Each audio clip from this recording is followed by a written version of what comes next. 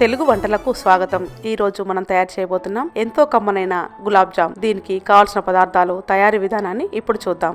Sugar 300 గ్రాములు, oil deep ఫ్రైకి సరిపడా, ఇలాచీలు 4 లేక 5 సన్నగా పొడి చేసి పెట్టుకోవాలి. ఇప్పుడు నేను 100 గ్రామ్స్ గులాబ్ జామున్ పౌడర్ తీసుకుంటున్నాను. దీనికి 300 గ్రాముల షుగర్ సరిపోతుంది. ఇప్పుడు ఈ గులాబ్ జామ్ పౌడర్ని ఒక బౌల్లో వేసుకొని కొద్ది కొద్దిగా వాటర్ వేస్తూ ఉండలు లేకుండా స్మూత్గా కలిపి పెట్టుకోవాలి. ఇలా కలుపుకున్న తర్వాత ఒక 5 నుంచి 10 నిమిషాల పాటు మూత పెట్టి పక్కన పెట్టుకోవాలి. ఇది మరీ చపాతీ పిండిలా గట్టిగా కాకుండా కాస్త స్మూత్గా తయారు చేసి పెట్టుకోవాలి. ఇప్పుడు వేరొక బౌల్ పెట్టుకొని అందులో 300 గ్రాముల షుగర్కి 1 గ్లాస్ వరకు వాటర్ వేసుకొని అందులో ఇలాచీ పౌడర్ వేసుకొని పాకం వచ్చేంత వరకు కుక్ చేసుకోవాలి. ఇప్పుడు కాస్త నెయ్యి కానీ నూనె కానీ చేతిలోకి తీసుకొని ఈ పిండిని చిన్న చిన్న బాల్స్ లాగా స్మూత్గా తయారు చేసి పెట్టుకోవాలి.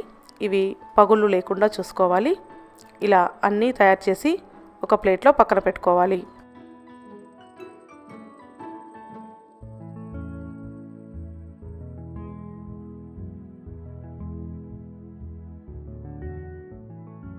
ఇప్పుడు వేరొక ప్యాన్ పెట్టుకొని అందులో డీప్ ఫ్రైకి సరిపడా ఆయిల్ వేసుకొని ఒక్కొక్కటిగా వేస్తూ మీడియం ఫ్లేమ్లో దోరగా ఫ్రై చేసుకోవాలి.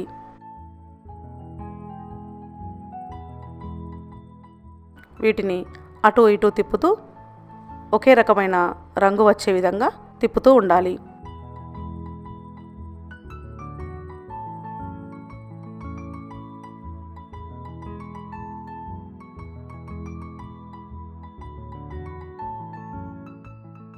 ఇలా గోల్డెన్ బ్రౌన్ కలర్ వచ్చేంత వరకు వేయించుకొని మనం ముందుగా ప్రిపేర్ చేసుకున్న ఈ షుగర్ సిరప్లో అరగంట పాటు నాననివ్వాలి.